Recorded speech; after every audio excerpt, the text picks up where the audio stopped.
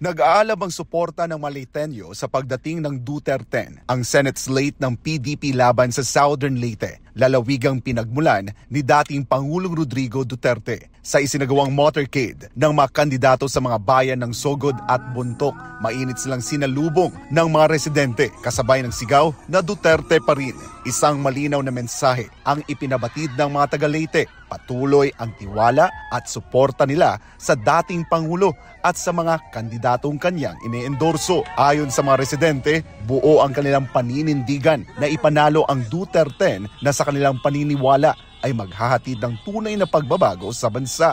Isa sa mga taga-suporta, si Aling Maribel, ay mariing sinabi na hindi sila bulag sa muling pagdaas ng kriminalidad at paglaganap ng iligal na droga sa bansa. Para sa kanya, panahon na upang muling mamuno ang mga pinunong hindi lang may tapang kundi may tunay na malasakit sa bayan. Oo, sir. Para mabalik ang kuan sa unang panahon. Kay sa lisod kaayo karon ba nga daghan ang nagbisyo na pod. Daghan magugpatay, sir. Kanang rape. Mao nang gusto ko mabalik si Duterte. Muboto ko, sir. Samantala, hindi napigilan ni Aling Jessica, isang dating guro at Marcos loyalist, ang hayagang paglalabas ng kanyang matinding pagkadismaya sa kasalukuyang administrasyon. Inamin niyang dati ay buo ang kanyang tiwala at mataas ang pag-asa kay Pangulong Marcos Jr. Umaasa siyang ito ang magpapatuloy sa sinimulan na nakaraang pamumuno. Ngunit sa paglipas ng panahon, ani ay kabaligtaran ang kanyang nasaksihan. Ang pinakamatindi raw na dagok sa kanyang pananampalataya sa kasalukuyang liderato ay nang mabalitaan niya ang iligal na pag-aresto kay dating Pangulong Duterte. Isang pangyayaring ani ay hindi katanggap-tanggap at nagpapakita ng tila pag-abuso ng kapangyarihan. Totoo lang, parang ano na tayo ngayon parang martial law. Ang mga tao hindi na makakilos, sila na lang. Nagtaka ako kung bakit ganito ang government natin na siya yung nandyan. Ang laki ng expectation namin. Para sa kanya, panahon na para pigilan ang mga ginagawa ng kasalukuyang administrasyon sa pamamagitan ng pagboto sa mga kandidatong ine-endorso ni dating Pangulong Duterte. Dapat lang, dyan namin, maaasahan namin sila na kung sila yung nakaupo dyan, kailangan ipapanalo natin. Habang papalapit ang halalan ngayong buwan ng Mayo, lalo namang umiinit ang pulso ng masa sa Leyte. Mas lalong umiigting ang suporta sa mga senatorial candidates ng PDP laban. Isang malinaw at matapang na pahayag ito ng lalawigan na nanatili silang Duterte country, hindi Romualdez at lalong hindi Marcos country. Malinaw po, hindi na po Marcos or Romualdez country. This is, I think, Duterte country now. As far as I'm concerned, I'm really expecting a huge margin for the Dutertes. Ang laki ng hatak pag sinabi mong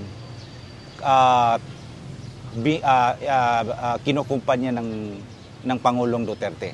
Ang mga taong nagsusuporta sa kanya are really hopeful for a change. Habang patuloy na binabaybay ng mga kandidato ng Duterte ang malalawigan, lalo namang umiigting ang mensahe ng mga taga-Leyte, ang boto ng masa ay hindi lamang pagpili ng pangalan, kundi pagpanig sa direksyong nais nilang tahakin bilang isang bansa. Sa Leyte, ang tinig ng mga botante ay malinaw.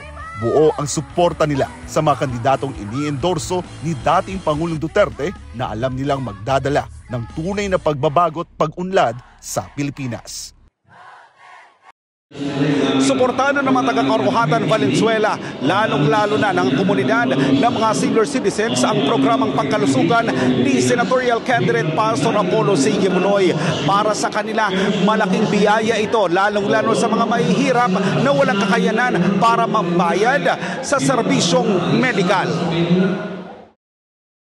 Sina Aling Julie at Aling Monica, parehong senior citizen. Parehong may dinaramdam na dulot ng katandaan. Ngunit sa kabila ng kanilang paghihirap, patuloy silang umaasa na mararanasan pa nila ang isang sistemang hindi pabigat kundi kaagapay. Isang Pilipinas kung saan hindi na kailangan mamroblema sa gastusin sa gamot o pagpapagamot.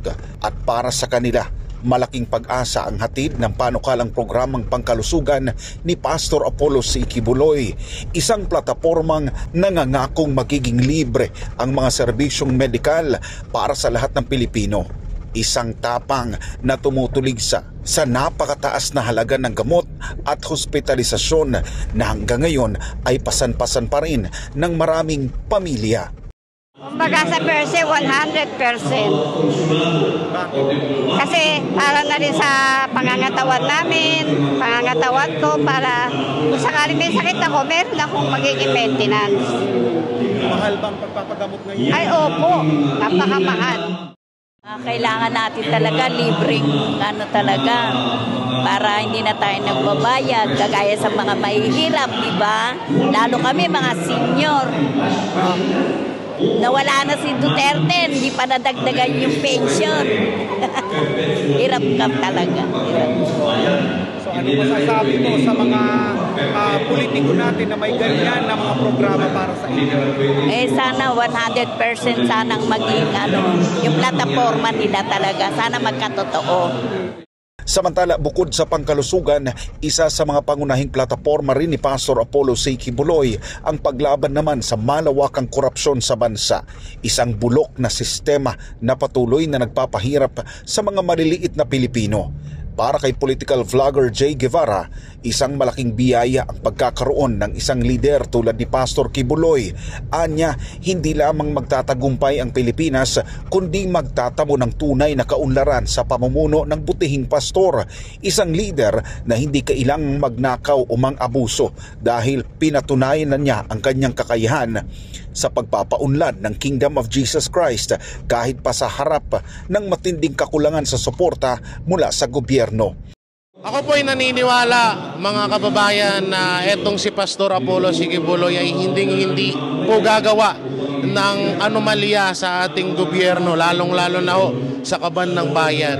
Alam niyo po, kaming mga banateros ang buhay na testigo kung gaano kayaman at kaunlad ng buong KOJC, ng buong kingdom. Kaya napakalabo po yung mga akusasyon ng iba na etong si Pastor ay magiging magnanakaw sa kaban ng bayan ng Pilipinas. Napakalabo po. Kaya po ito pinasok ni Pastor, etong pagiging senador niya dahil siya po ay talagang gagamitin niya ang kanyang sarili. Gagamitin niya ang kanyang pamamaraan para mas makatulong pa sa ating mga kababayan. Dahil alam naman natin ngayon, gutom at kawalan ng trabaho ang kinakaharap ng ating mga kababayan. Na yan po yung pangunahing gustong solusyonan ni Pastor Apollo C. Quiboloy sa oras na siya ay maging senador. Gaya na lamang ng iba pang masiglang pagtitipon, hindi maitago ang kasiyahan at pagkasabik ng mga residente habang abala silang nanonood at nakikinig sa mga plataporma ng mga kandidato. Lalo na ang mga makabagong plano ni Pastor Apollo C. Quiboloy para sa mas maliwanag na kinabukasan ng bansa. At sa nalalapit na kaarawan ng butihing pastor, ipinamalas ng mga residente ang kanilang taos-pusong pagpapasalamat at pagbati, sabay ng pangakong lubos nilang susuportahan si Pastor Apollo sa darating na halalan sa Mayo.